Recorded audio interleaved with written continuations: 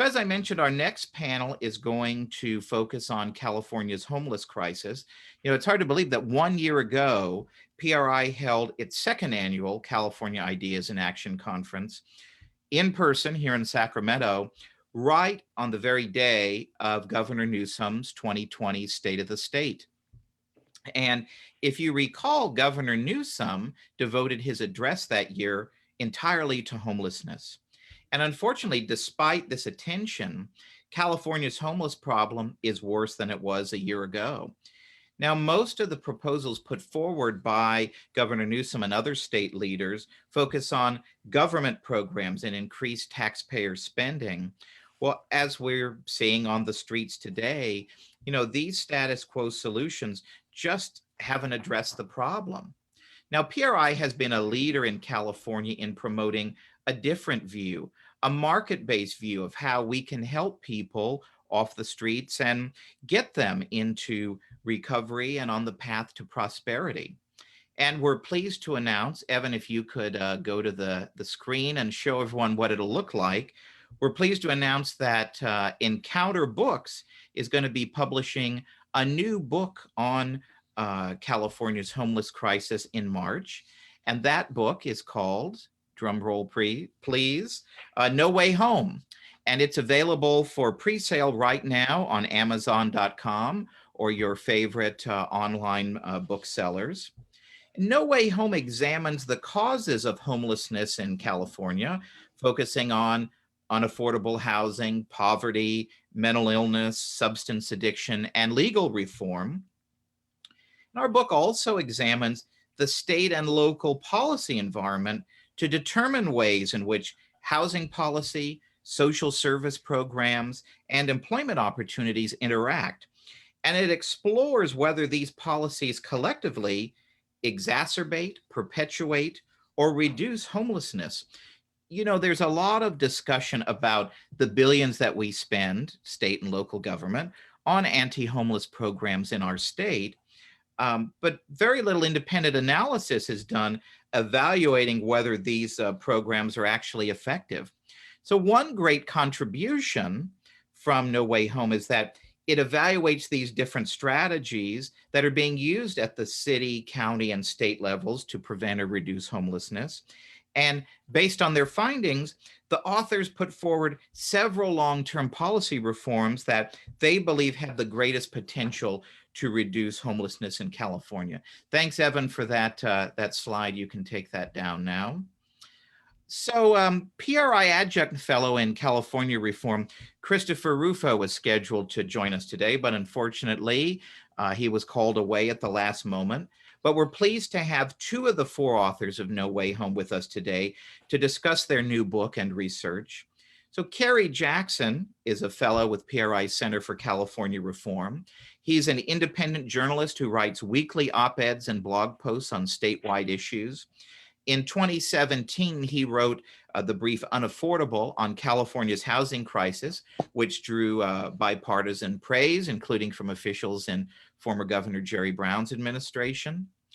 In 2018, his brief on poverty in California, called Good Intentions, drew national attention for his Los Angeles Times op-ed, which was aptly titled, "Why is Liberal California the Poverty Capital of America?" He's a leading commentator on California's homeless crisis, and we're so pleased to have Kerry with us today. Kerry, welcome. Thank you. Glad to be here. We've previously heard from PRI's Dr. Wayne Winegarden. As I mentioned, Wayne is a senior fellow in business and economics at PRI. He's also the director of PRI's Center for Medical Economics and Innovation. In 2019, Kerry and Wayne together wrote a brief on San Francisco's homeless problem, which was presented to Mayor London Breed's administration. Wayne, welcome back. Thank you. Great to still be here. So I thought we'd start maybe with a question that both of you could chime in on.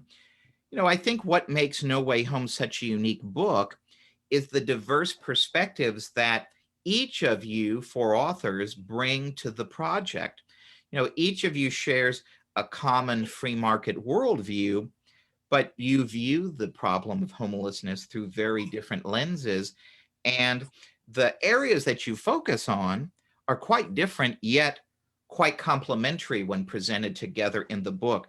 So a question for both of you: how did you view or approach this book project? Maybe we could start with Wayne. Oh, absolutely.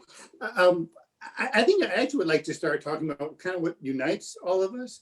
I felt like one of the common themes we all had was this willingness to actually ask the really tough questions, and also to kind of start with the same hypothesis that government policies in some way, shape, or form is what's driving kind of where we're at. And I felt like that was a uniting theme throughout the book, is that looking towards those policies, and willing to ask the really, because there are very difficult questions that we're going to need to answer. For me, coming from kind of a free market price theory, right, Chicago School of thinking, Milton Friedman, that was really kind of my driving force, which is, how can we evaluate what's happening here by looking at the prices, whether they're actual physical prices, cost of home, cost of living, or just kind of how other policies are working to incentivize or disincentivize actions. And that was kind of my driving force to try to understand this really complex problem. Kerry, how about you? I think the four pieces, and calling each of us a piece, I guess, is what I'm saying, because each of us has, multiple chapters. I think it all worked well together, even though we did, as you said, we kind of came at it from different angles. I learned things. If I had sat down to write a book on homelessness in California and by myself, no way I come up with some of the things that the other three came up with. So I learned a lot, and everybody added to the book things that the other three couldn't possibly put in there. So I think it worked together well as an entire piece, and couldn't have been, there's no way, as again, if I had written a book by myself on this, I think any of us would probably say that of the four. If we had sat down to write it by ourselves, we wouldn't have come up with anything nearly as comprehensive or as thought-provoking. Maybe you could take us, we'll go behind the scenes a little bit. You were also kind of the editor of the project. How challenging did you find it weaving together, such different ways of looking at it into one kind of cohesive book? It wasn't as hard as you might think. We had thought, well, maybe do we want to have somebody, and it ended up would being me, to essentially make the voices the same throughout. One voice, one style of writing. And this is something Wayne and I thought about and talked about. And we decided, let everybody have their own voice. They have their own way of looking at things, their own experiences. So in that sense, nobody's colorful thoughts were taken away from them. Nobody's writing style we're taking away from them. It worked out very well in that sense. It turned out to be actually quite easy to do it that way. And I think it worked out better. If you read through it, you're going to find it's going to feel different from chapter to chapter because of this, but it doesn't in any way interrupt the flow at all. And I think when I say, they really all, everybody's perspective really complements one another. That I think a lot of what we read about homelessness, it's very kind of black and white, or, this angle is the only way and this should be our only focus. And I think that's what's great about your book, is that it really is, I think you really get a complete view of the problem and what's working and what isn't and what we should be doing, reading all of your perspectives together. I hope that's the way it turns out. I feel the same way. Having read it, I can attest. That's how. How many times did you read it? I think I read it about a dozen times during the editing process, but well worth it. It's a terrific book, and again, I'll give another plug. It's available for pre-order now at Amazon.com and your favorite online booksellers. Kerry, maybe a question for you. I think obviously it's no secret that I'm a big fan of your work and your writing. And I think what you do so well is, using beautiful and powerful language to really paint a picture and set the stage of the problem for the issue. And I thought you really did that exceptionally well in the setup of this book. You titled kind of the opening chapter of the book, Postcards from the Epicenter. I think you might want to trademark that, because that's a good line. And you really paint a vivid picture of what people from San Diego to Eureka are seeing. maybe you could share a few of those kind of examples that you put forward of what different cities and towns are experiencing in California today. And I guess maybe that leads to maybe this is too audacious a question. You might need another few hours to answer this one, but just how bad is homelessness in California today, based on the examples that you present? Well, first of all, I appreciate the compliments, but I have to come clean. The postcards from the epicenter was not mine. That was not my doing. And if I could have it trademarked, I would, but it wouldn't. I would be stealing somebody else's intellectual property rights. But it is interesting to using the word epicenter in California, not associated with earthquakes. But California truly is the epicenter of the homeless problem or homelessness. There's more than 150,000 homeless in the state.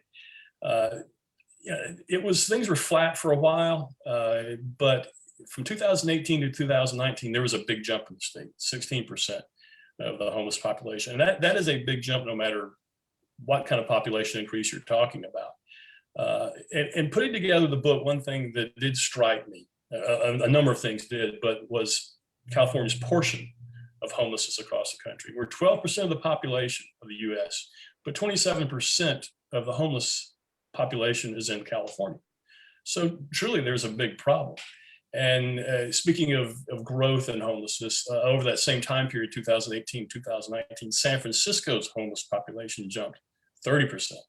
That is a monstrous, that is an immense jump. But it's not just the big cities. We think it's the big cities. Of course, we hear about it in San Francisco, we hear about it in LA, not so much in San Diego, it's there, but Sacramento. We have it in Silicon Valley even.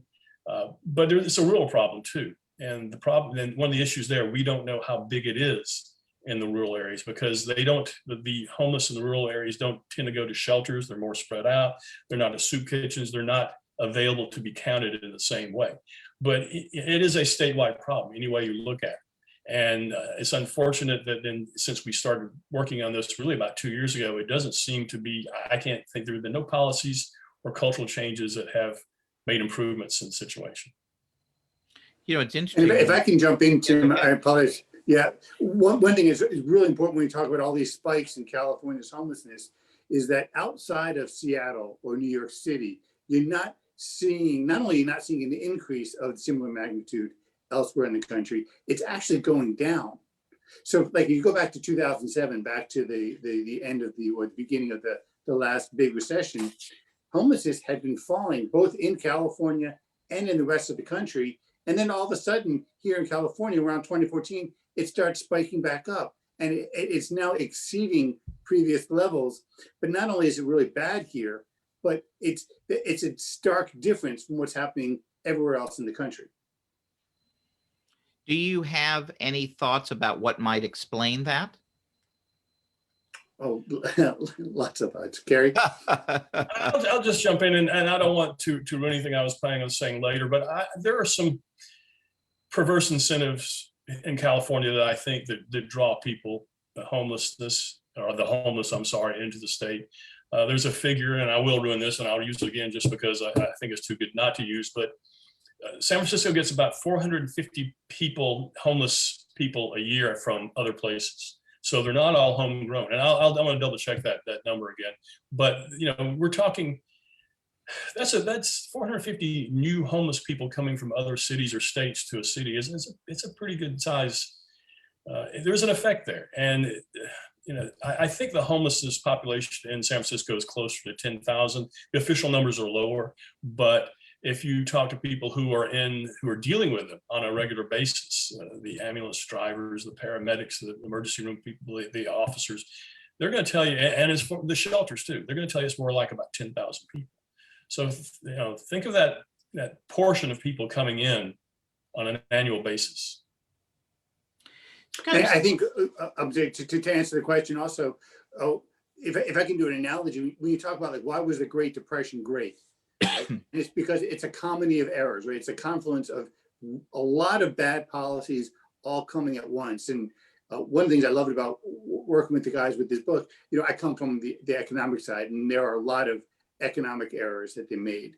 But at the same time, we're doing these economic errors, making the state unaffordable, we're also changing kind of how policy litigation right? In terms of people's rights to be, are you allowed to camp on public property, and how that legal change, and this is one of the things we traced out, which I thought was fascinating, is that by trying to give these rights to be homelessness, we're actually now not only encouraging homelessness, but making it more difficult for those police officers or others who are trying to help the homeless to actually transition them to some sort of facility that can help them. So we've had both kind of legal policy, economic policy, and social policy all kind of at the same time going in the wrong direction, which kind of, I think, that confluence really has led to this crisis. I'm going to back up a minute because I believe you used the year 2014 of when housing prices really took off. I think you had charted this when that's year you mentioned. That's also the year, if you look at it, where the population of the homeless in California had been pretty flat from 2004 to about 2013, 14, 15 in there. Then that's where it shot up. So are we talking coincidence, or are we talking about their cause and effect? That's a good segue into my next question for Wayne about this issue of housing policy. There's a real debate amongst experts about the extent that California's broken housing market is contributing to the homeless crisis. You argue in the book that an evaluation of our homeless problems would be really incomplete without considering the negative impact of our unaffordable cost of living that has put housing out of reach for some. In your view, how has the housing crisis pushed many into homeless, and has thousands more on the brink of becoming homeless as well? I think that the framing of on the brink is so important. I guess think of it this way: if you were anywhere, generally in the country, and you were going to go apply for a mortgage, the general rule of thumb is about 30%. And that if the mortgage, including tax, all the other fees, are about 30% of your gross income, then that's an acceptable level. And if you look at the median income across the country, and you look at the median house payment, except for the housing bubble, you generally see that around 30%. So, it's kind of sticking to that level. Right now in San Francisco, it's at a ridiculous 80%. In other words, the mortgage payment on a median priced home in San Francisco is 80% of the median income. In LA, it's around 40%. I mean, in lots of other parts of California, it's around those levels too. So we're really at kind of ridiculous unaffordability. And so what that leaves people vulnerable to life events, right? If you have one you lose your job, you have a divorce, you have an adverse health issue, it pushes you over to the point where you get into that cycle and you can't recover. And a lot of that is driven by regulations. And one stat that we put in the book, which to me was fascinating, again, kind of looking at the numbers, in order to construct an affordable house or unit in Los Angeles, it's going to cost you about $700,000. It's going to cost you that because you not only have all of the regulatory CEQA and all these kind of zoning regulations that you have to normally comply with, but affordable housing throws a few on as well. The median price of a home in LA is $618,000. So it costs more to build an affordable home than it does to actually just buy a home. And it's all of these types of crazy kind of policies that have pushed prices to the point where people they literally cannot afford to be in a home. We haven't even touched on, by the way, the excessive cost of groceries, all the global climate change policies that make energy the most expensive in the country. So when you kind of put all of these burdens on people, it becomes impossible that people aren't going to fall behind. So a question for Kerry and Wayne, feel free to chime in if you have any thoughts on this. So Chris Rufo has really a different take on the housing aspect of the homeless crisis. He writes about a controversial program. It's called Housing First, which he writes in the book. The city of Los Angeles has made a $1.2 billion bet on the program, and he argues it's going to be a bet that it's not going to do as well as many people's Super Bowl bets this weekend. As we have found in our here at PRI and our other work, Housing First really complicates the effort to address homelessness, especially programs like St. John's program here in Sacramento. We've had the former executive director, Michelle Steeb, has been a guest on our podcast, and we've done work with her over the years. And they are a program that requires sobriety and other, have certain requirements for participation.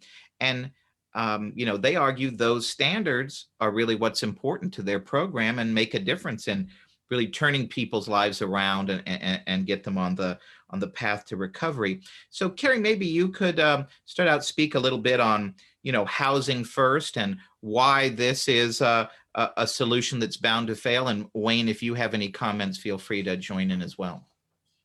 I think rather than calling it housing first, you would probably more accurately call it housing and nothing else, or housing and that's all. It doesn't address the root problems at all, the causing the homelessness in people.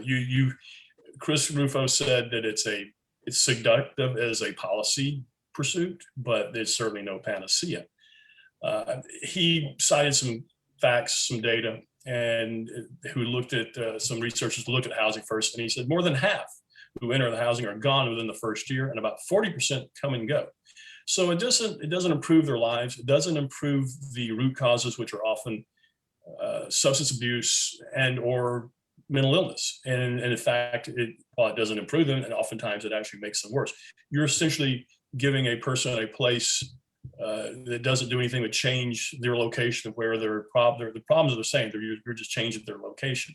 And again, I'm going to use his words. He says that they are housed but still broken.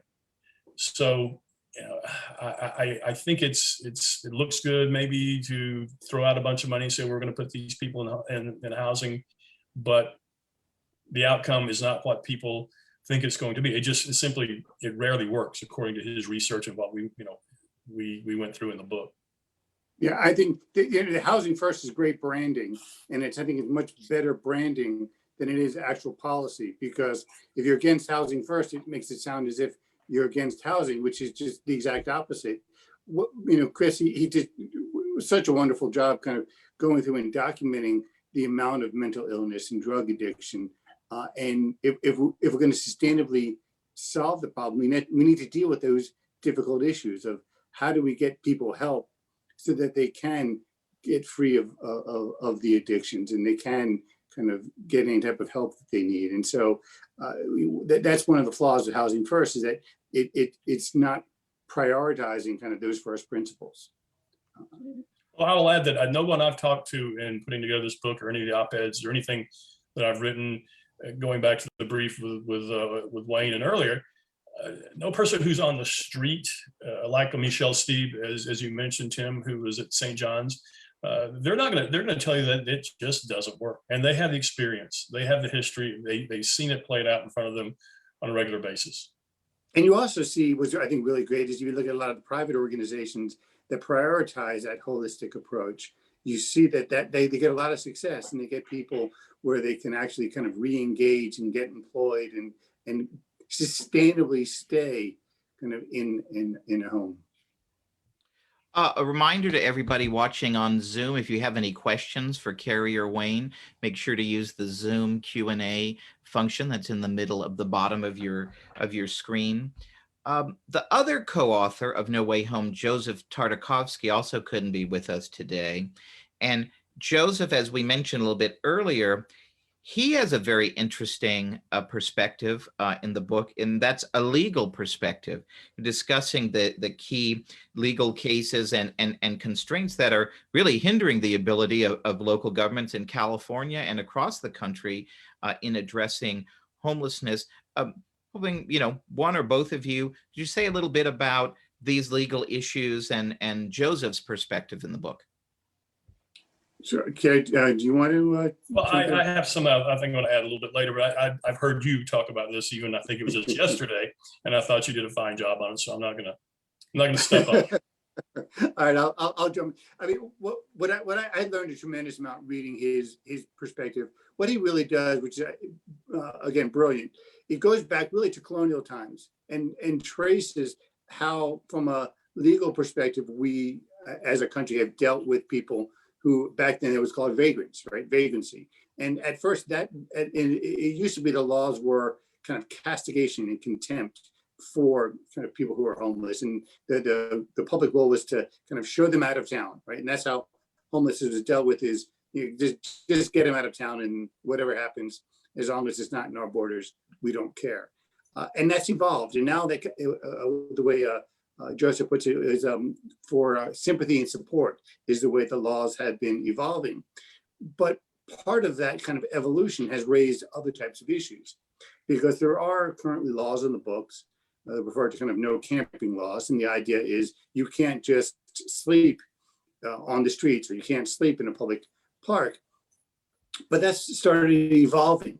And that's evolved in a way where people now are gaining a right to sleep on the street. And the idea comes from the idea that if I don't have a home, and sleeping is part of kind of a natural process. As a human being and being alive, I require sleep. If I do not have a home, you cannot outlaw, I have a right to sleep, so you cannot outlaw kind of sleeping on the street unless there's an adequate amount of shelter beds that's accessible for that person.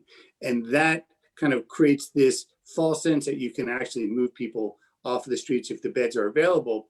Inevitably, the beds aren't available, and certainly a lot of the people who would interact with the homeless, policemen, others, aren't going to be aware of where those beds would be. So you've actually are creating this right to be homeless where you can't do anything about it. If somebody's camped on the streets, they have the right to be there. So the pendulum's really swung from kind of a villainization to kind of where we are now, where this is this right to be homeless. So we haven't gotten the balance right. But the other issue, because so much of this is evolving through the courts, and this is something that we really as a society need to struggle with and come to an answer. This really is a legislative issue, because it's policy, and it should be something that legislators are dealing with.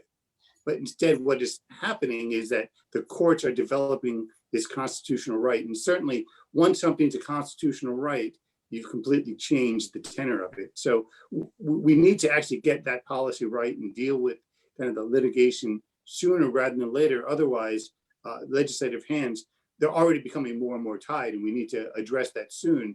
Otherwise, there'll be fewer options.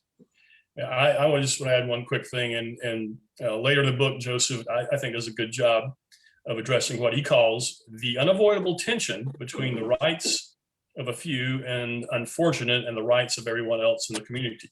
And he gets that quite right. And I mean, he's been close to this issue for quite some time. And he is litigated.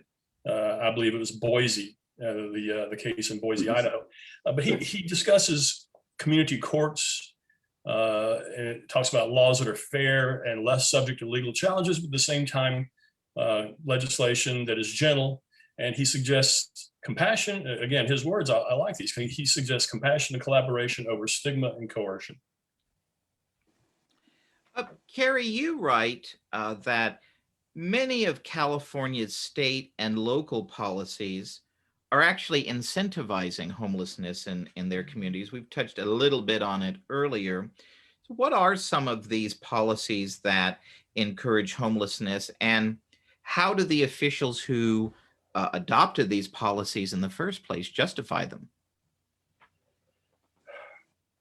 I don't see them actually justifying them any way that I would, in any way that I would buy as a reasonable reason behind it. But San Francisco has an example, and I would say it's well earned, or reputation rather, for things refusing to enforce laws, particularly trespassing, aggressive panhandling, using public spaces as an open restroom, blocking sidewalks, things like that.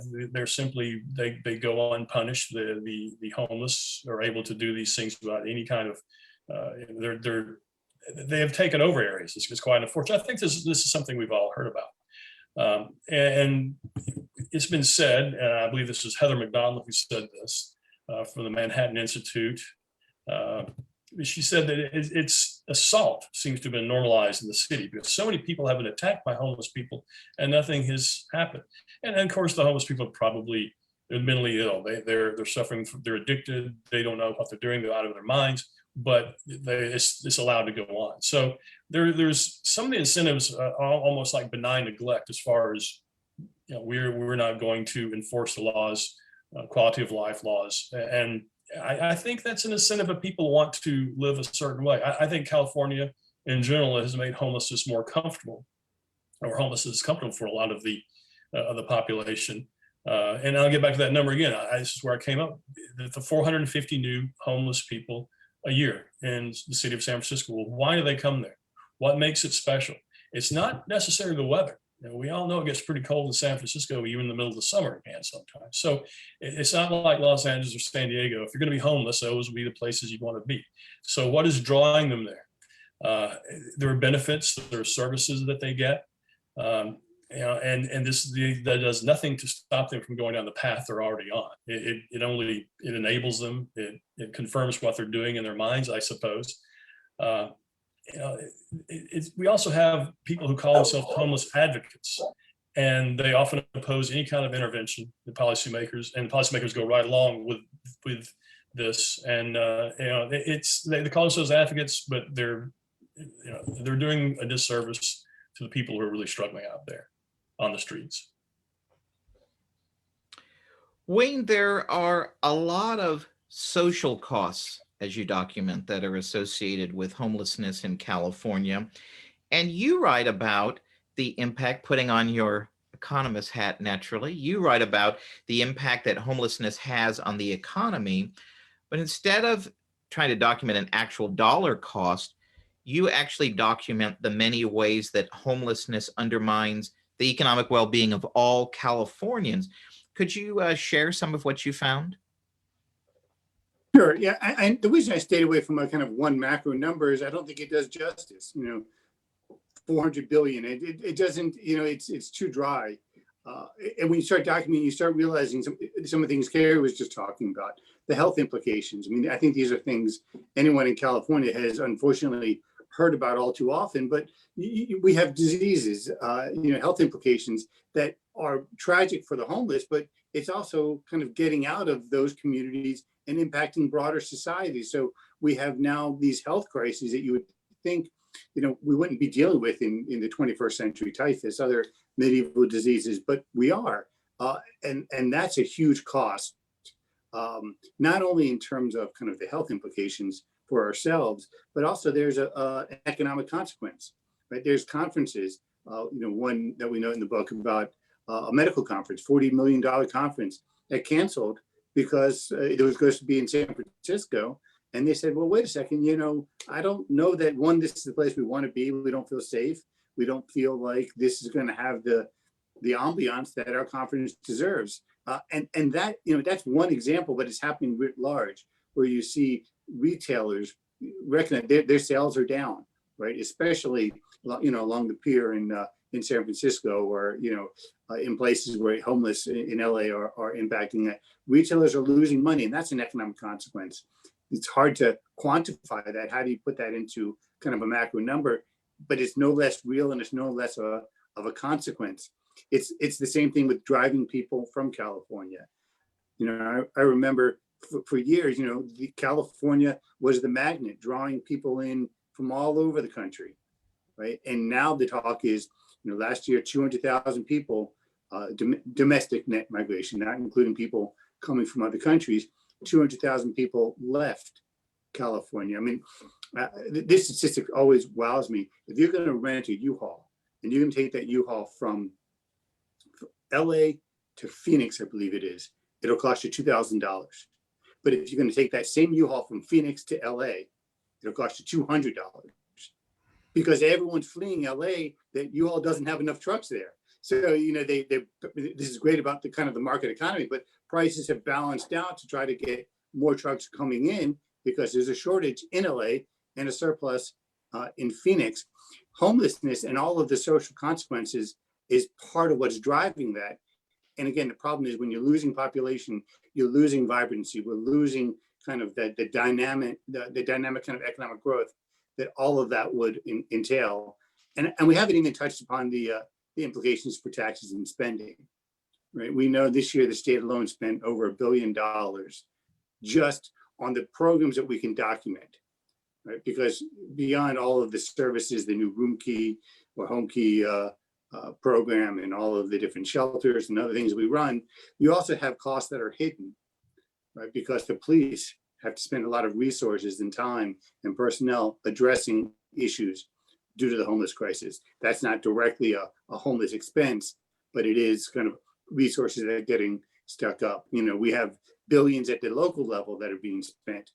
All of these are opportunity costs that either fewer other services that are actually public goods aren't being provided, or what's actually happening is taxes are being raised higher than they should be, which then of course feeds into the other problems, drives people out of the state more, and so the cycle continues. So we have this vicious cycle now occurring where people are suffering economic consequences, social consequences, health consequences from the homeless crisis, which then creates more actions that actually just accelerate it, and that's the cycle we're in.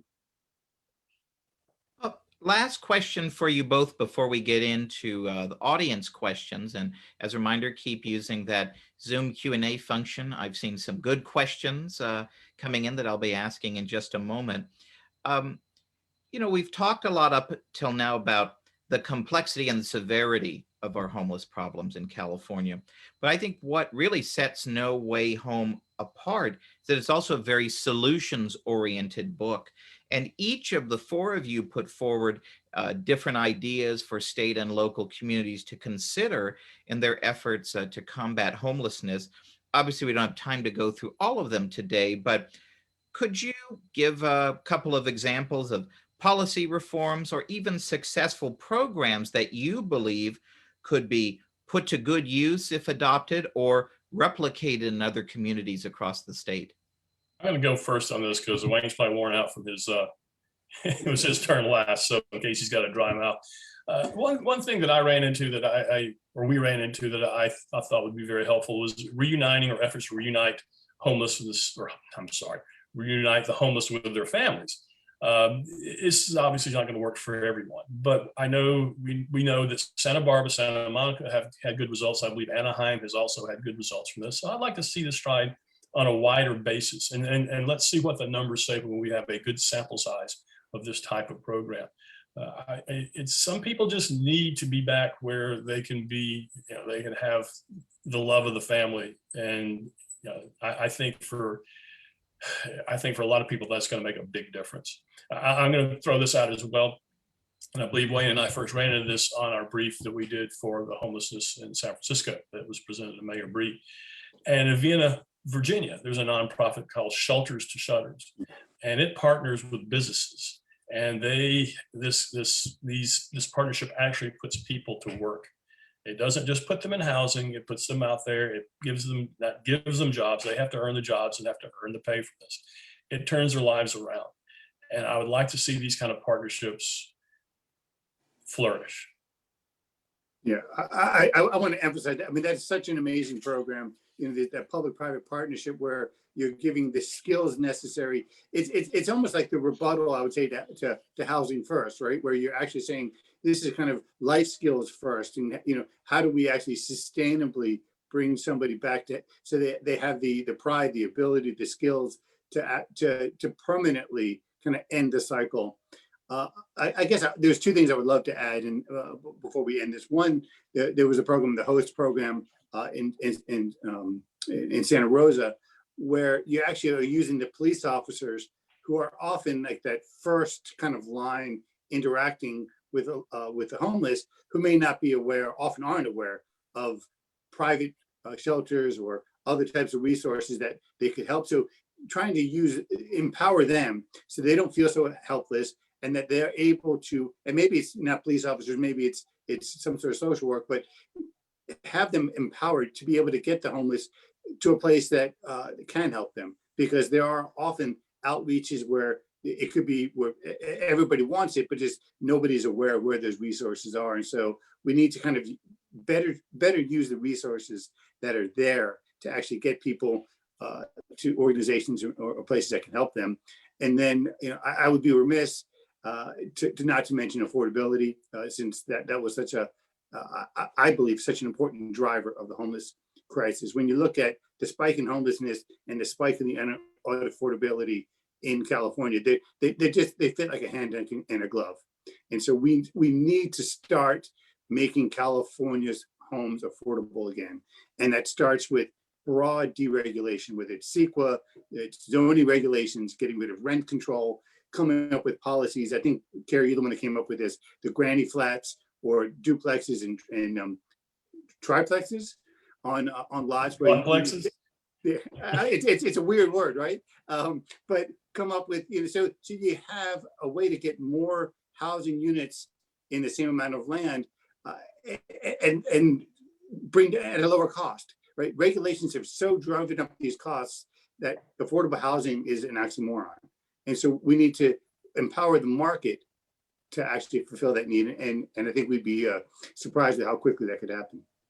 I want to mention some of those services that are provided either with partnerships or with nonprofit organizations themselves that you might not think about. When you're putting together things like this of the scope, one of the things you learn is how much you don't know. And Lance Azumi and I visited Father Joe's Villages. It's a campus in San Diego, and some of the things they were doing there. And we've talked to others too. And just a simple thing of getting a haircut and a shave. These services can be provided. Writing a resume, getting the resume off to the right people.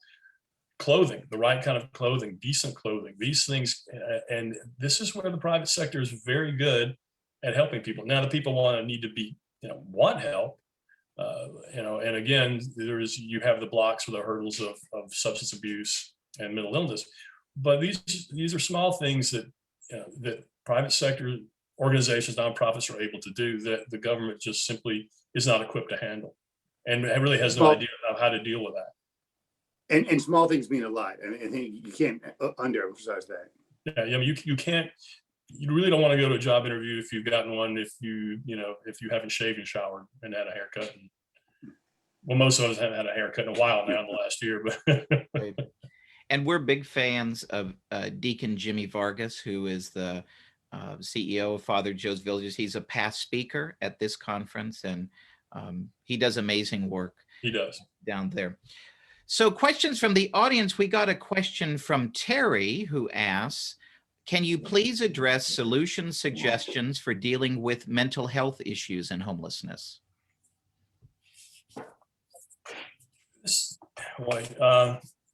When Wayne and I were talking, I believe it was 2 days ago, right? Wayne talking with Michael Schellenberger. Yes. It came up, and Christopher addresses this in the book of institutionalization. And that's something I probably would have been afraid to touch on by myself, but Chris, being very courageous and brave, went to it. I think the best way to say is we can't leave that out and as a solution. Hospital beds to help people get treated and get back on their feet off of, again, the perilous trifecta, the two problems of addiction and mental illness. So, a part of me doesn't want to institutionalize anyone, especially against their will. Now, I'm sorry, are we still on? You're good. We're still on. My dog is getting I'm sorry. I heard something, and we were waiting for Wayne's dog to make a cameo appearance. That's okay. Well, at least it's not one of my dogs. I guess the shorthand in the end of this comment would be, we can't discount that at this point. Institutionalization, and they don't need to be stigmatized, asylums, that kind of thing, but done the right way.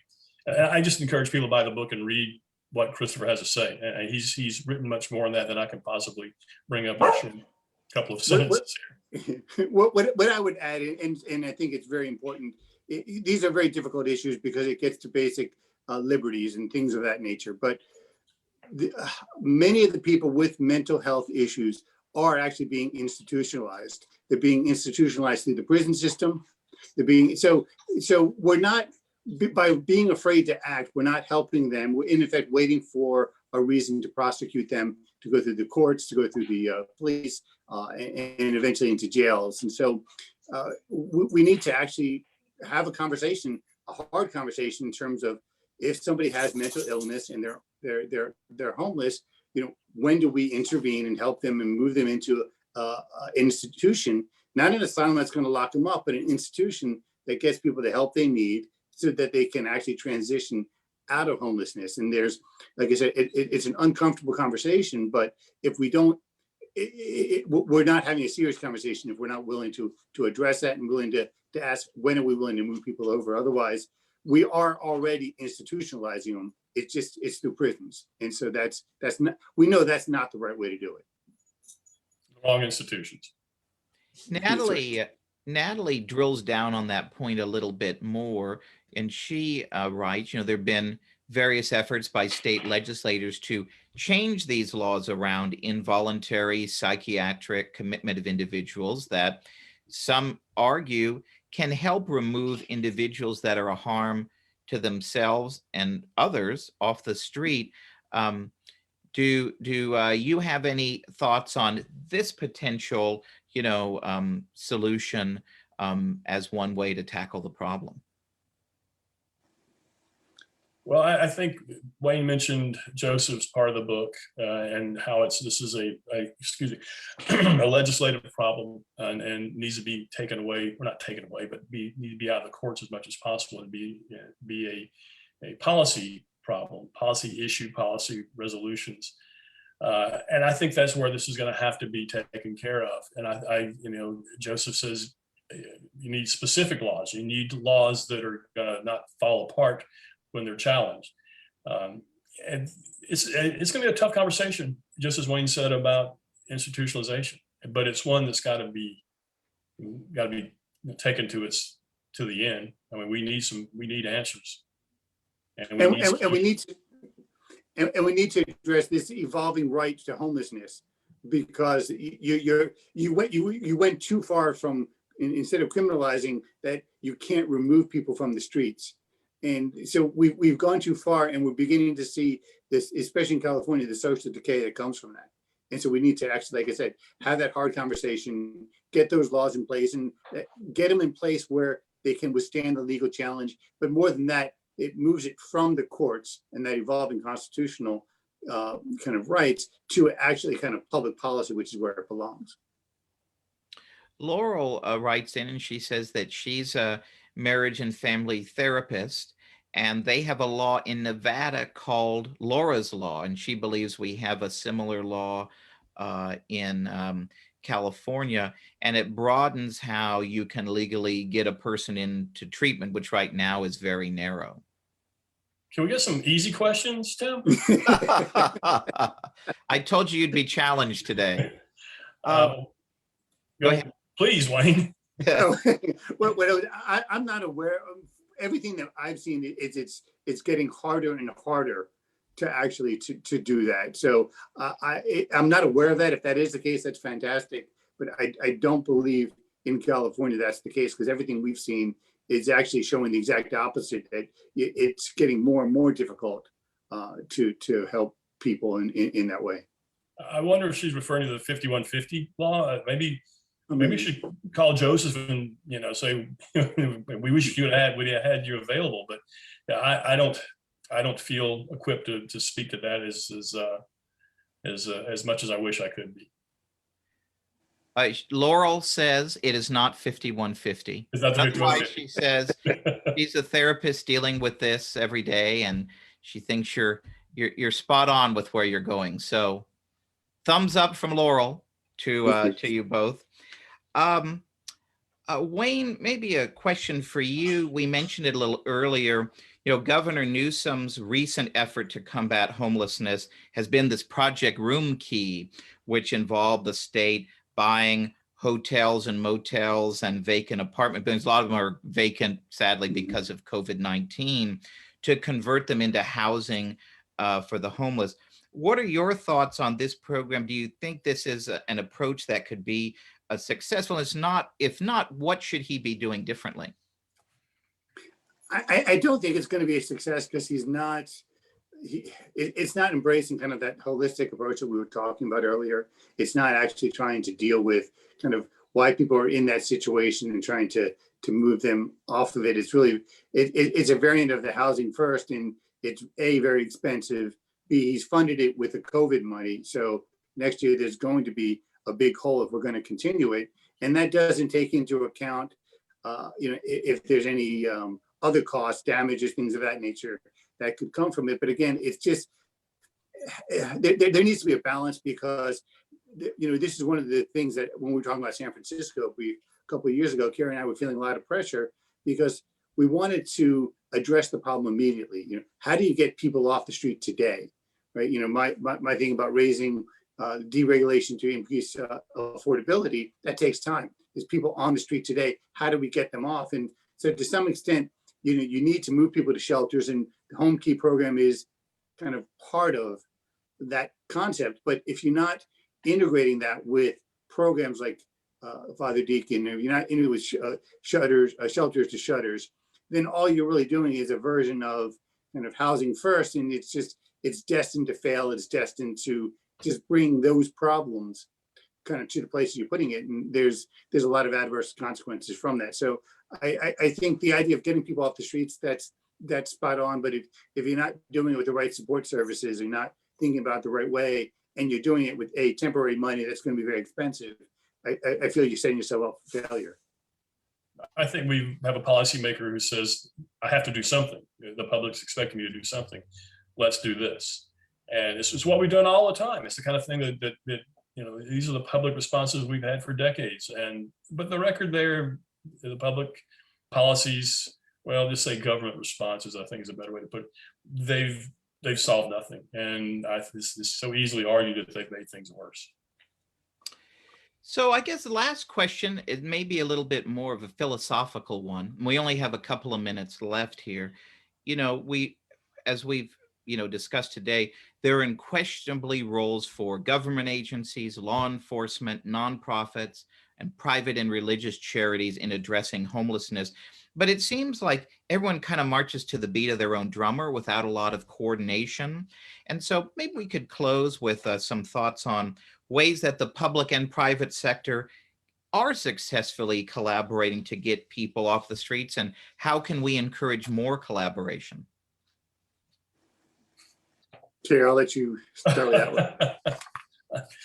Well, some of the things we have mentioned, and equipping police officers for dealing with, since they're often the first responder in this situation, because they're out there in the streets, and let them know where, train them, give them some information, let them know where they can connect this person with, where there's some help.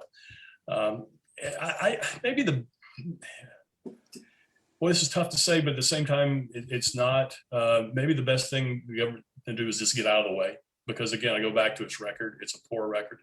And if it's going to pour resources somewhere, send it to the organizations that have records of putting people back together, getting them off the streets, putting them back into productive lives.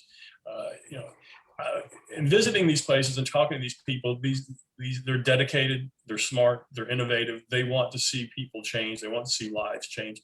It's a very different mindset than you're going to find in a bureaucrat. And if you're going to spend resources, spend them in the right places in the right way. Yeah, I would just concur with that. That the government role is certainly first responders, but to have the knowledge to where people can be kind of connected to those private organizations that work, because inevitably, when you look across the country, you've seen these private organizations are much better at sustainably helping people, getting them out of if it's a drug cycle, if it's an economic hardship, whatever it is, they're focusing on the causal reasons they're on the streets, addressing them and helping them sustainably kind of get back on their feet and have a job and a home and all of the good things that follow. Inevitably, those are the private organizations that excel at it. So what the government needs to do is focus on what it does well, and having the knowledge and connection to those organizations that can help. And I think we'll be much more successful that way. I think that's a good point to end on. So, Kerry, Wayne, thank you so much for your insight today.